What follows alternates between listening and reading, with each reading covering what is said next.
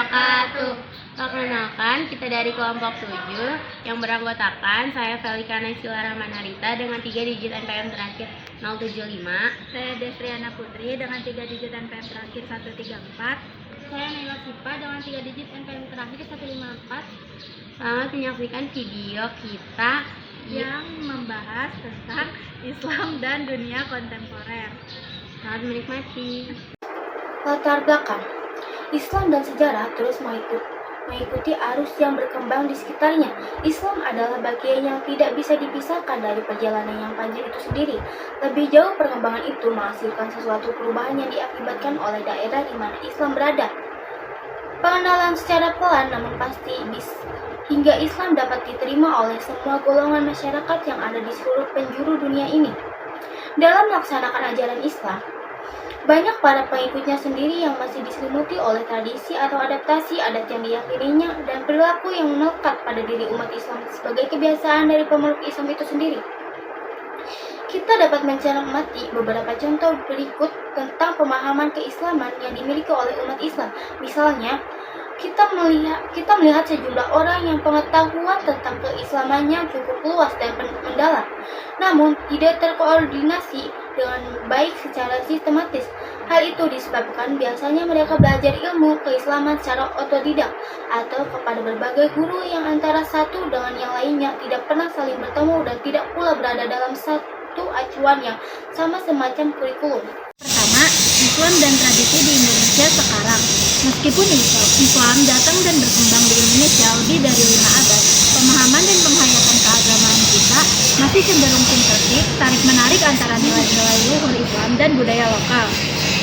Meskipun banyak mendapat kritik dan dari banyak pihak, Robert Church dipandang telah berhasil mengkategorisasi Islam di Indonesia dalam bukunya yang sering dirujuk para penulis sesudahnya, yaitu The Religion of Java. Kategorisasinya yang banyak dikritik banyak peneliti sesudahnya adalah priayi, santri, dan abangan. Kategori tersebut dipandang keliru karena patokan yang digunakan dinilai tidak konsisten. Dalam 2 karya tersebut, dielaborasi tradisi yang berkembang ketika itu menggambarkan kepercayaan masyarakat pada metafisik seperti kepercayaan masyarakat pada melodi, lelembut, dan dedemit. Di samping itu, ia juga menjelaskan tentang upacara atau selamatan yang berhubungan dengan kelahiran, yaitu tingkeban, 7 bulan, pasaran, dan pitonan. Di samping itu, masih banyak upacara lain yang boleh dilakukan atau tidak, yaitu solonan, salapan, dan tauman.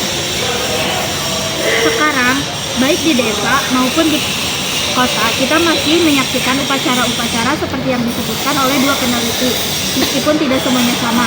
Amalia keagamaan kita di masyarakat dapat dilihat dari upacara 7 bulan dengan menyediakan makanan kecil yang kemudian dibagikan kepada masyarakat sekitar.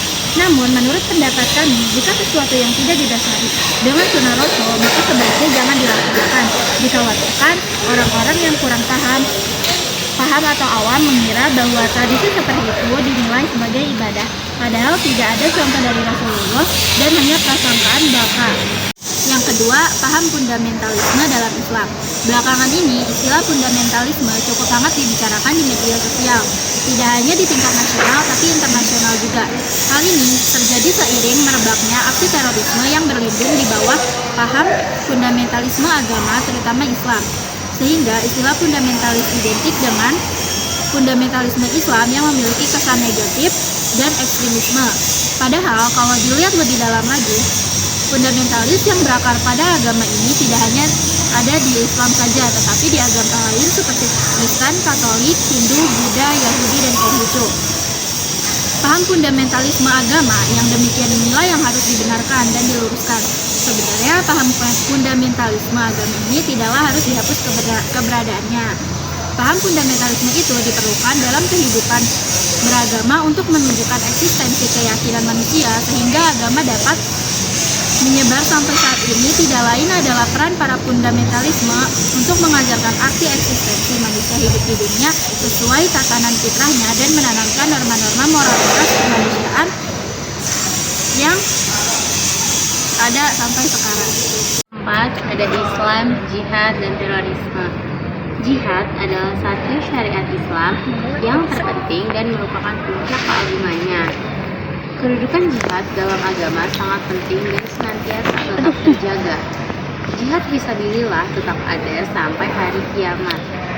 Menurut istilah syar'i atau terminologi, al-jihad artinya menerangi orang kafir, yaitu berusaha dan bersungguh-sungguh mencurahkan kekuatan dan kemampuan baik dalam perkataan atau perbuatan. Jihad terbagi dari 3 macam, yaitu 1. Jihad melawan musuh yang nyata, 2. Jihad melawan syaitan, 3. Jihad melawan hawa nafsu. Istilah jihad digunakan juga untuk melawan hawa nafsu, syaitan, dan orang-orang fasik. Adapun melawan hawa nafsu yaitu dengan belajar agama Islam, belajar dengan benar lalu mengamalkannya kemudian mengajarkannya. Adapun jihad melawan syaitan dengan menolak segala bentuk syahwat yang selalu dihiasi oleh Allah. Akan tetapi, jika seseorang berjihad untuk mencari dunia, maka tidak dikatakan jihad yang sebenarnya. Barang siapa yang berperang untuk mendapatkan kedudukan, memperoleh harta rampasan, menunjukkan keberanian dan mencari ketenaran atau kehebatan, maka ia tidak akan mendapat ganjaran dan tidak akan mendapat pahala. Para ulama menyebutkan bahwa jihad menjadi fardu ain pada 3 kondisi. 1. Apabila pasukan muslimin dan kafirin orang-orang kafir bertemu dan sudah saling berhadapan di medan perang, maka tidak boleh seseorang mundur atau berbalik. Yang kedua, apabila musuh menyerang negeri muslim yang aman dan mengepungnya, maka wajib penduduk negeri untuk keluar dan memerangi musuh dalam rangka mempertahankan tanah air, kecuali wanita dan anak-anak. Yang ketiga, apabila imam meminta sesuatu kaum menentukan beberapa orang untuk berangkat perang, maka wajib berangkat. Dalilnya ada di surat At-Taubah ayat 38-39. Jihad mewajibkan atas 1. Setiap muslim, 2. balik, 3. merdeka, 4. berakal, 5. laki-laki, 6. mempunyai kemampuan untuk berperang, dan yang terakhir mempunyai harta yang mencukupi bagi keluarganya selama kepergiannya dalam berperang. Bagi kaum wanita tidak ada jihad. Jihad mereka adalah haji dan umroh. Hal ini berdasarkan hadis Rasulullah SAW dari Aisyah radhiyallahu anhu ketika beliau bertanya kepada Rasulullah SAW, "Wahai Rasulullah, apakah kaum wanita wajib berjihad?" Rasulullah SAW menjawab, "Ya, kaum wanita wajib berjihad meskipun tidak dalam peperangan, yaitu ibadah haji dan umrah." Kesimpulannya, Islam dan tradisi atau budaya di Indonesia sekarang masih cenderung sinkretik, tarik-menarik antara nilai-nilai luar Islam dengan budaya lokal. Kategorisasinya yang banyak dikritik banyak peneliti sesudahnya adalah priayi, santri, dan abangan.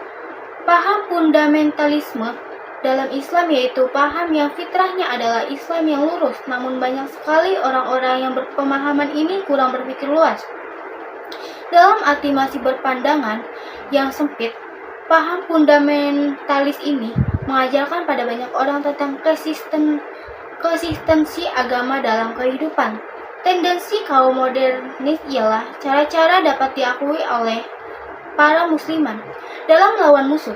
Misalnya, perubahan pola pikir yang awalnya konvensional menjadi pola pikir yang berorientasi jihad fisabilillah dalam Islam harus jelas sebagai sesuatunya dan harus mengikuti contoh Rasulullah. Jihad Rasulullah yaitu harus jelas pihak-pihak yang dituju dalam berperang. Alasan pun sebagai prioritas yang harus terpenuh dalam berperang. Tidak boleh merusak tempat ibadah perempuan, anak-anak, dan masih banyak lagi. Terima kasih telah menyaksikan video kami. Kurang lebihnya mohon maaf. Wassalamualaikum warahmatullahi wabarakatuh.